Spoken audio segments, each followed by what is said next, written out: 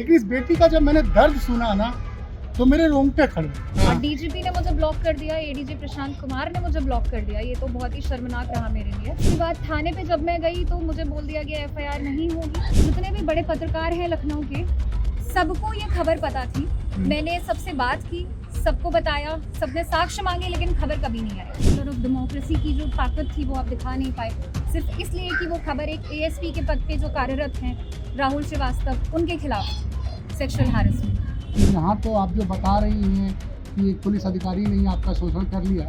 योगी जी ध्यान दीजिएगा, 3 महीने तक आपके आला अधिकारी इस बेटी को ठहराते हैं ना, और ये लखनऊ में रहती है। और उत्तर प्रदेश पुलिस जो बात करती है उसी के ऑफिसर ने हैरेस किया। पिछले कुछ दिनों की 2 घटनाओं ने पूरे उत्तर प्रदेश का दिल दिमाग झकझोर दिया।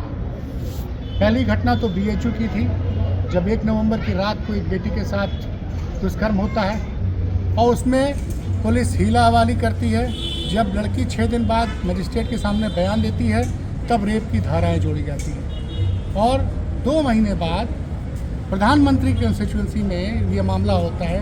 लड़के वहाँ 2 महीने तक हड़ताल करते हैं, उसके बाद 2 महीने बाद वो अपराधी गिरफ्तार होते हैं। पर आज मैं जो कहानी बता रहा हूँ उसको सुन के तो मेरे होश उड़ गए।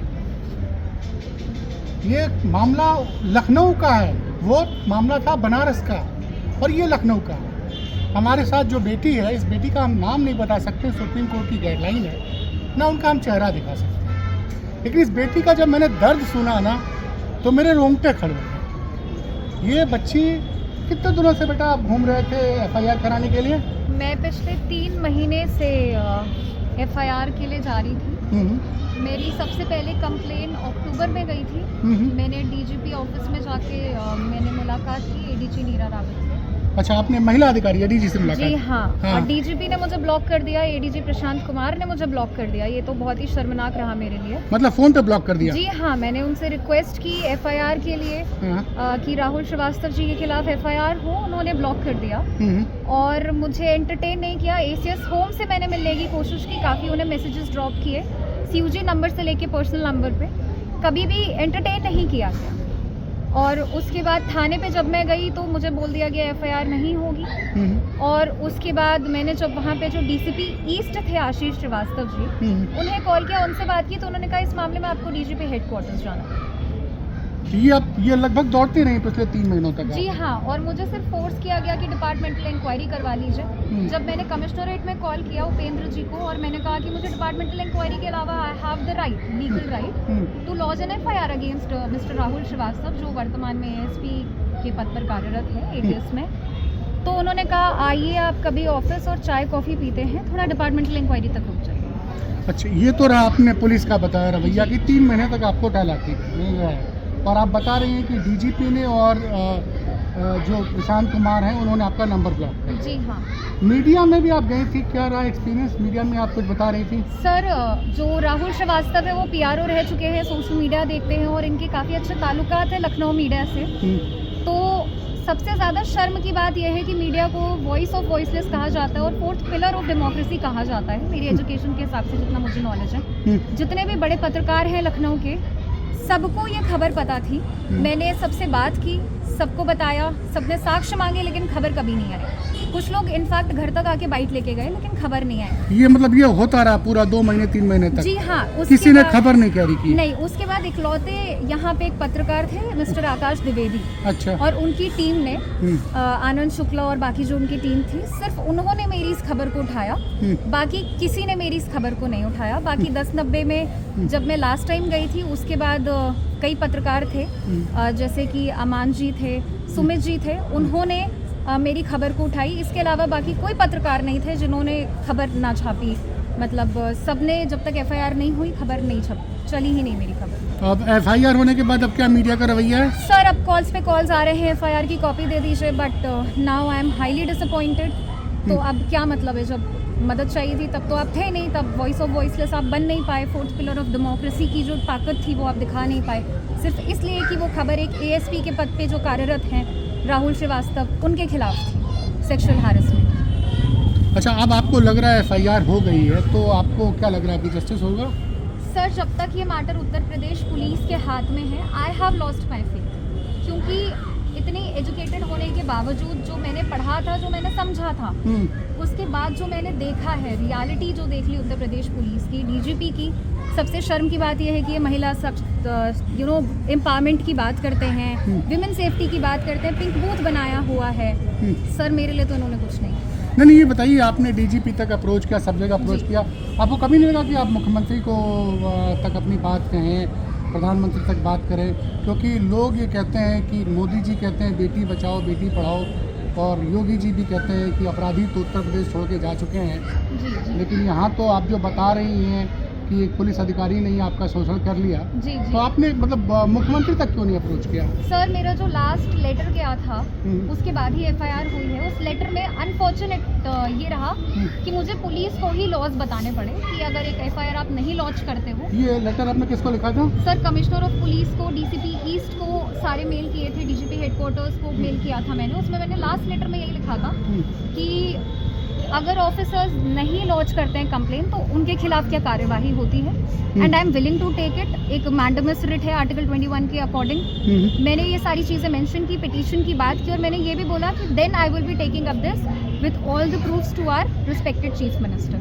सर विद इन 24 आवर्स फिर उनके लिए खिलाफ एफआईआर इस लेटर के बाद कर दी गई। ये कमाल की बात सुना आपने, जब तक ये बेटी, उत्तर प्रदेश की ये बेटी पुलिस अधिकारियों तक एफआईआर की बात करती रही 3 महीने तक। योगी जी ध्यान दीजिएगा, 3 महीने तक आपके आला अधिकारी इस बेटी को टहलाते हैं, और ये लखनऊ में रहती है, ये बच्ची लखनऊ में है और ये लखनऊ में घूम रही 3 महीने से। और जब इसने लेटर में बोला कि हम मुख्यमंत्री तक ले जाएंगे तो 24 घंटे तक के अंदर ये एफआईआर लॉन्च हो जाती है। तो योगी जी आपसे उम्मीद है कि आप जो ये जिस मैटर को दबाने वाले जितने भी अधिकारी हैं उन पे आप कार्रवाई जरूर करेंगे। तो अब आपको लग रहा है कि जस्टिस मिलेगा? सर फिर वही बोलूँगी, जब तक कि मैटर उत्तर प्रदेश पुलिस के हाथ में है मुझे बिल्कुल भरोसा नहीं है, क्योंकि मुझे मारने की धमकी दी गई है। उनके वाइफ और परिवार के थ्रू अब ओपनली गलत एलिगेशंस लगाए जा रहे हैं। विक्टिम मैं हूँ, ना कि वो। और सबसे शर्मनाक बात यह है कि मुझे सिक्योरिटी भी पिछले 2 महीने से दी गई है, उसके बावजूद जो है एफआईआर नहीं। मतलब आपको पुलिस ने सिक्योरिटी दे दी, एफआईआर नहीं की? जी हाँ। ये तो और चौंकाने वाली बात है। मतलब विक्टिम को सिक्योरिटी दे दी, एफआईआर ने लॉन्च की? जी। कैसी सिक्योरिटी दी है आपको? सर एक कांस्टेबल दिया हुआ है सिक्योरिटी पे, क्योंकि मुझे जान से मारने की धमकी दी गई थी राहुल श्रीवास्तव के थ्रू और उनकी वाइफ के थ्रू। तो इसके आपने कंप्लेंट की थी?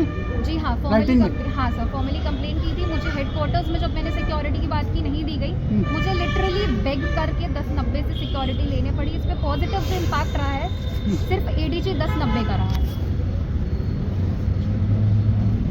एडीजी 1090 ने आपकी मदद की? जी हाँ, उन्होंने सिक्योरिटी दिलाने में। और जब आपने लेटर में लिखा कि मैं इस बात को मुख्यमंत्री तक लेके जाऊंगी तो उसके 24 घंटे के अंदर एफआईआर? हाँ सर, हाँ मतलब आई वॉज विलिंग टू, मतलब इतना हारेस कर दिया इन्होंने, मेरी डिग्निटी पे क्वेश्चंस उठा दिए कि मुझे लगा कि अगर अब मेरे पास डिग्निटी ही नहीं है, फैमिली लाइफ ही नहीं बची है, then why to survive. And this is what they talk कि विमेन सेफ्टी, विमेन एम्पावरमेंट। मेरे पास तो कुछ रह ही नहीं गया, और उत्तर प्रदेश पुलिस जो बात करती है उसी के ऑफिसर ने हारेस किया। तो आप जस्टिस को आप देखिए, ना कि अपने ऑफिसर को देखिए। और फिर मैंने देखा कि जो मीडिया के लोग हैं उन्होंने मेरे ऊपर एलिगेशंस लगाने स्टार्ट कर। मीडिया के लोगों ने? जी हाँ। कहाँ पे एलिगेशन लगाया उन्होंने? सर मैंने यहाँ तक सुना है, मैं नाम नहीं लेना चाहूँगी। और कुछ राइटिंग में है कि कहाँ, मतलब? सर सुना है मैंने। अच्छा सुना है। हाँ। अच्छा, सुनी सुनाई बातें हैं? हाँ, सारी सुनी सुनाई बातें हैं। तो मुझे काफ़ी हर्ट हुआ कि मेरी डिग्निटी पे अब चीज़ें आ रही हैं, फिर भी उत्तर प्रदेश पुलिस कुछ नहीं कर रही। नहीं, योगी जी का आपने नाम लिया और उसके बाद एफआईआर हो गई, तो अब उम्मीद है आपको कि योगी जी न्याय दिला पाएंगे आपको? जी हाँ, मुझे बिल्कुल उम्मीद है। माननीय मुख्यमंत्री जी महिला सुरक्षा को लेके और सेफ्टी को लेके आज तक कभी उनके कमिटमेंट्स लाख नहीं किए हैं, और मेरी लास्ट होप सिर्फ और सिर्फ हमारे चीफ मिनिस्टर। पूरे सिस्टम में आप 1090 की एडीजी को मानती हैं कि उन्होंने आपके इस पूरी लड़ाई में आपका साथ दिया? मुझे अगर सबसे अच्छा ट्रीट किया गया है और जहां मेरी बातों को सुना गया है वो सिर्फ एसपी रवीना है, जो मेरी इन्वेस्टिगेशन 1090 पे हेड कर रही थी, डिपार्टमेंटल इंक्वायरी, उन्होंने सुना है, बहुत अच्छे से ट्रीट किया है। और दूसरा एडीजी 1090 ने, पद्मजा मामले। अच्छा मैडम, वो है हाँ। महिला आईपीएस है? जी हाँ, दोनों ही बहुत अच्छी हैं, बहुत रिस्पेक्ट दी। बाकी किसी ने मेरी डिग्निटी की नहीं सोची, सबने राहुल श्रीवास्तव को बचाया। तो अब तो उम्मीद है कि अब ये मामला न्याय, मतलब आपको न्याय मिलेगा? जी हाँ, अगर मामले में मुख्यमंत्री संज्ञान लेते हैं तो मुझे बिल्कुल उम्मीद है कि माननीय मुख्यमंत्री के संज्ञान लेने के बाद मुझे ज़रूर न्याय मिलेगा। तो ये सुना आपने लखनऊ की बेटी की कहानी। ये कहानी कहने में बड़ा दुख हो रहा है, बड़ा अफसोस हो रहा है, क्योंकि हम में से कई लोगों ने बड़ी उम्मीद से मोदी जी को वोट दिया था। इस दिन को देखने के लिए मैंने वोट नहीं दिया था। मैं अपना मतलब उसके लिए मैं अपने हाथ तो नहीं काट सकता हूँ, इन्हीं हाथों से मैंने कमल का फूल दबाया था। कमाल है भाई, क्या दावे हैं प्रधानमंत्री के, बेटी बचाओ बेटी पढ़ाओ, और योगी जी बात करते हैं कि महिला के साथ कोई छेड़खानी करेगा, अगले चौराहे पे पुलिस खड़ी इंतज़ार करेगी। और ये जो बेटी जिसकी आपने कहानी सुनी, 3 महीने से लखनऊ में दौड़ रही थी और पुलिस वाले इसकी बात नहीं सुन रहे थे। अगले चौराहे पर कौन मिलेगा, योगी जी ही बता दें। अभी तक आपने देखा, उस पीड़िता की बात सुनी, उसका दर्द सुना, जिसने ATS के एडिशनल SP पर दुष्कर्म का आरोप लगाया है। वैसे जिस एडिशनल SP पर आरोप लगाया, उनकी पत्नी ने का एक बयान अमर उजाला अखबार में छपा है, जो मुझे लगता है कि आप तक पहुंचना चाहिए, क्योंकि उनका भी पक्ष है। उनकी पत्नी ने लिखा है कि इस लड़की ने उनके खिलाफ लखनऊ विश्वविद्यालय में एक फर्जी शिकायत की थी, और उनका दावा है कि उसमें उस लड़की ने खुद माना था कि उनके पति से किसी तरह के कोई संबंध नहीं था। ये दावा किया है एडिशनल SP की पत्नी ने, जिनका बयान आज अमर उजाला अखबार में और उनकी वेबसाइट पे छपा हुआ है। साथ में उन्होंने ये कहा है कि इस पीड़िता ने उनको और उनकी बेटियों पर एसिड अटैक करवाने की धमकी दी थी, और ये बोला है कि मेरे परिवार को ब्लैकमेल किया जा रहा है।